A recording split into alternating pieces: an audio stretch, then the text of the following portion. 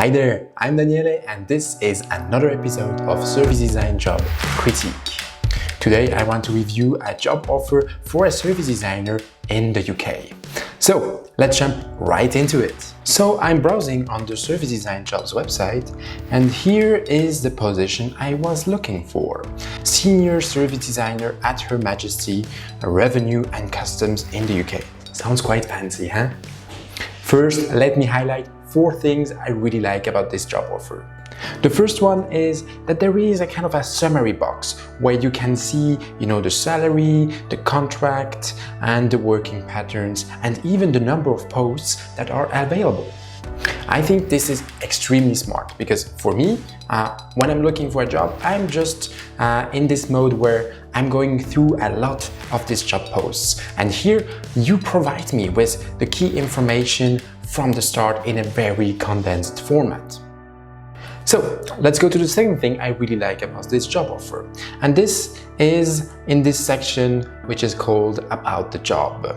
And one of the things I really like here is that they describe where this job sits within the company or the organization here. And here they say the senior service designer role sits within human resources and will be part of a newly formed team.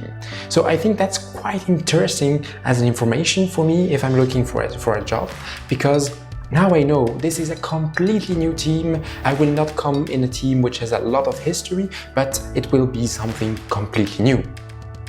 The third really interesting thing they do in this job offer is to separate what are the essential criteria you have to meet and what are others that are more desirable. And here basically it says you have to know this gov.uk standards, etc. But then below that, it gives you this information. Okay, if you have worked in IT, if you have a business and a good understanding of the business context, etc., that we can be a good bonus for you. I think this is really smart to really differentiate. These are stuff. If you don't have them, please don't apply. We will not even consider you. And these are stuff which we find are little bonuses, but they will help you to get on the top of the pile. And the fourth and final element I really love in this job offer is this booklet that they call the booklet of extras. And we can see that at the end of the page. So let's have a look at it. And here, basically, it's a PDF that shows all the little extras and big benefits you get by working there. For example, they explain how it works with time off and flexible hours.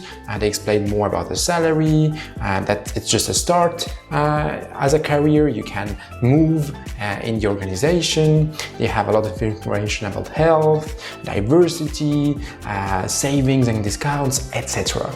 And I think this is a very smart approach because the salary is not the only and most important element in the job package, but there are in many companies, in many different organizations, different bonuses, different benefits that you can have. And here they highlight them in a very, very smart way and also in a quite detailed and graphically interesting way, I think. So the 4 things I really liked in this job offer are the summary box, this about the job description where we know where the role sits, the separation of essential and desirable criteria, and finally the little booklet with the extras and the benefits. Obviously, no job offer, no job post is perfect, and this one isn't neither, but it's a really good one. Don't get me wrong, I think anyone will be very interested in working there. It's a very interesting job offer, and it's also a quietly well designed and written job offer. So let me pick just 2 little things I think we could improve in such a job offer or job post. The first one is the notion of scalability.